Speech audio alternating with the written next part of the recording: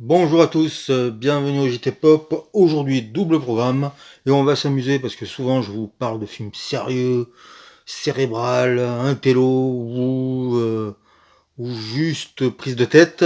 Là, aujourd'hui, on met son cerveau de côté et on fait un double programme.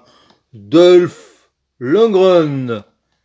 Alors, pas un grand acteur, pas une star, un mec sympathique ou dont on prend plaisir à voir ses films.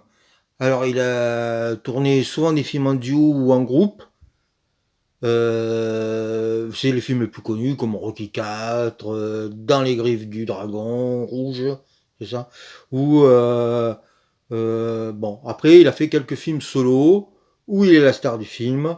C'est jamais grandiose, mais ça se regarde.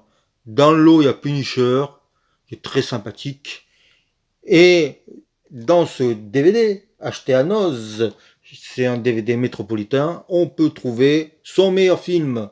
Alors, si vous mettez son premier film en premier, bah, le deuxième, vous allez vous en peu trouver ça bizarre. Mais bon, L'homme de guerre, considéré comme de Perry Lang, considéré comme son meilleur, parce qu'au scénario, il y a un mec passionnant qui est John Sells, qui a réalisé lui-même des films comme Lone Star, mais qui a écrit beaucoup de scénarios pour Roger Corman. Il a écrit Piranha.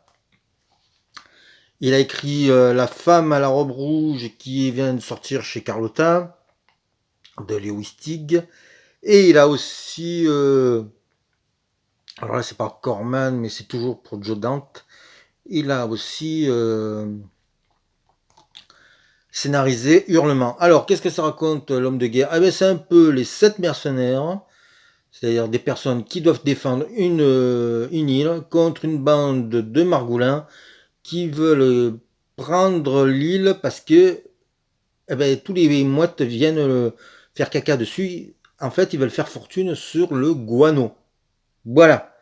Et c'est tellement absurde l'idée de départ que ça en fait un bon film.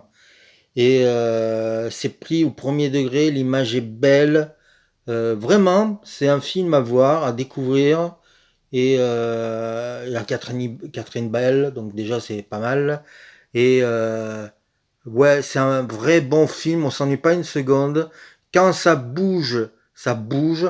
On voit qu'on est dans quelques années après Predator ou ce genre de film-là.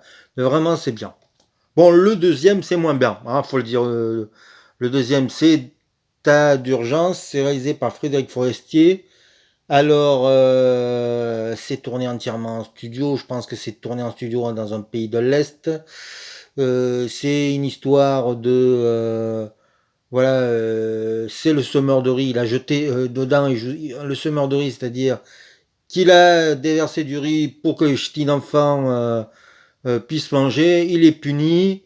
Il doit surveiller la mallette des codes des armes nucléaires. Il se l'a fait voler et il va refaire le piège de cristal, mais dans une usine à silo. Voilà.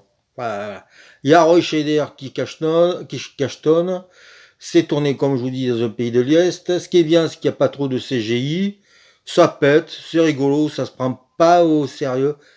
Il n'y a pas de rythme. Le problème, c'est qu'il n'y a pas de rythme. Mais le réalisateur essaie des trucs, ça ne marche jamais.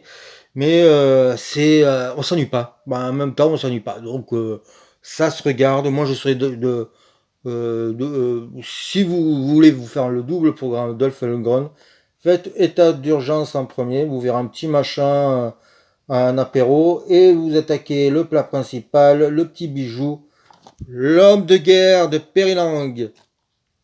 En tout cas, c'est pas cher et ça vaut le coup.